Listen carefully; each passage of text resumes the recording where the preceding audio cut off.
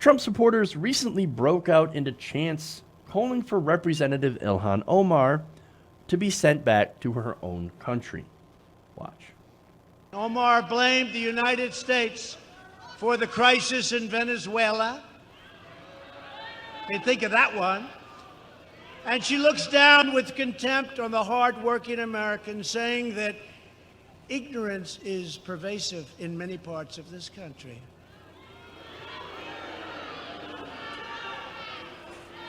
And obviously and importantly, Omar has a history of launching vicious anti-Semitic screeds.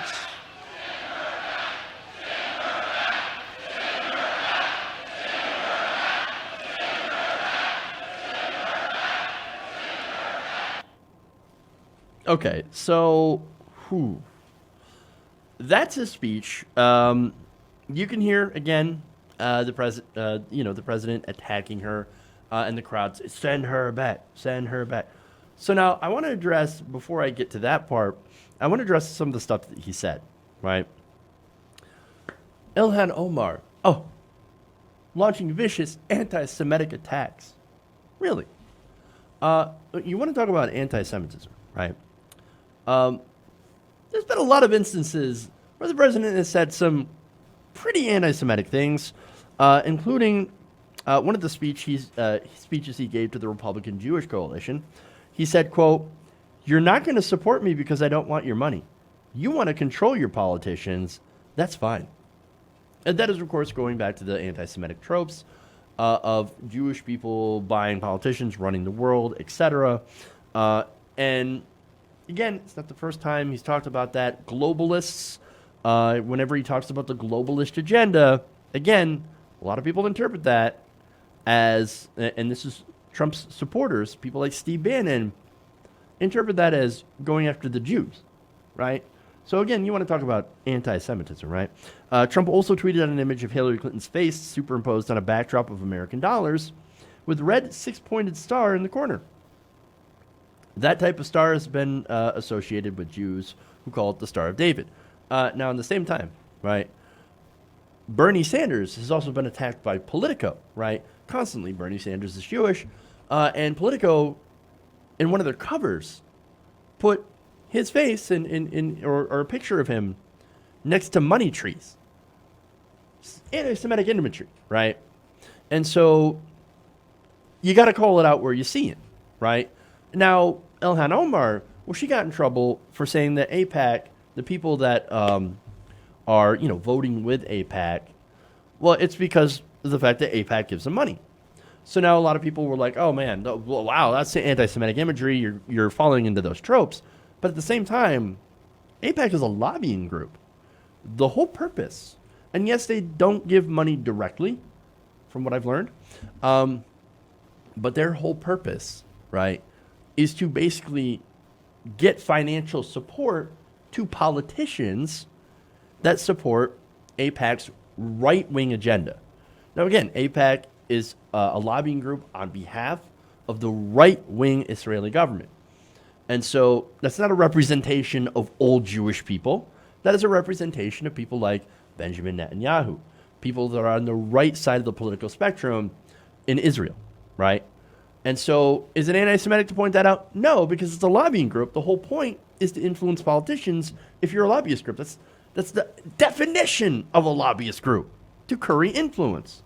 So now, Omar nonetheless got attacked by both Democrats and Republicans.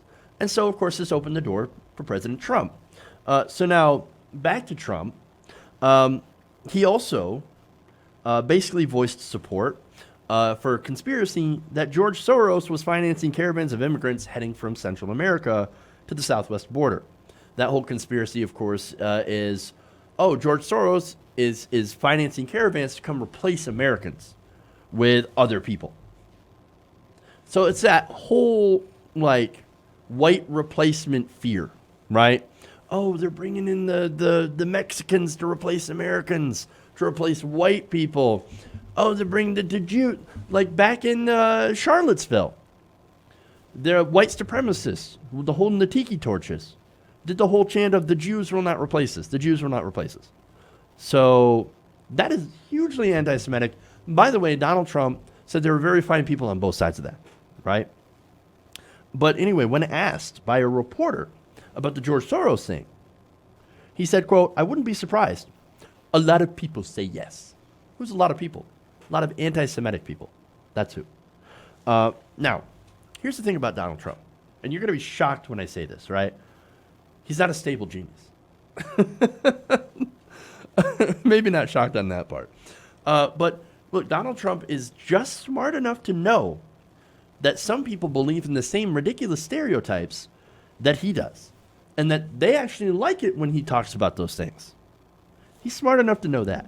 Now, is Donald Trump a racist? Yes. Is he anti-Semitic? Yes. Does he hate all black and Jewish people? No. See, here's the thing about him. He's very dumb. He's also very ignorant, right? He believes in a lot of these racist stereotypes. But, Jeff, what do you don't understand. There's a guy at his rally that he said was his African American. And he loves Diamond and Silk, and he loves Ben Carson. You know why? It's because Ben Carson and Diamond and Silk, they defend him. They're a nice shield for him. And also, he's the kind of the people, he's the kind of person that looks at someone like Ben Carson. Oh, he's a success. He was a brain surgeon. Wow. He obviously is not like those other black people. No, of course not. Because, he and I, he supports me, and he's smart, and he's rich. And, of course, I like people who are rich, right? And, again, they're a nice shield. Donald Trump used to hang out with Jeffrey Epstein all the time as well. Epstein, Jewish, right? But they had a lot of fun together. Now, of course, that Epstein's in trouble, maybe in trouble for real this time. I barely knew the guy. Barely knew the guy. Are you seeing a pattern, though, right? These people, he hangs out with these people because they're nice shields for him, and they do something for him. Donald Trump is a transactional person. Do something for him, he likes you. You fail him, then he does not like you. That is who he is, no more, no less. Now, Omar defended herself, right? So now, earlier at a news conference this week, she responded to Trump's attacks by saying, quote, for him to condemn us and say that we're un-American for wanting to work hard to make this country the country we all deserve to live in, it's complete hypocrisy. And also responded to the chants, you may shoot me with your words, you may cut me with your eyes, you may kill me with your hatefulness, but still like air, I'll rise. And that is a poem from Maya Angelou. So now, one more last thing here. So after this kind of blew up in the media, right? Donald Trump comes out and says, you know that chant?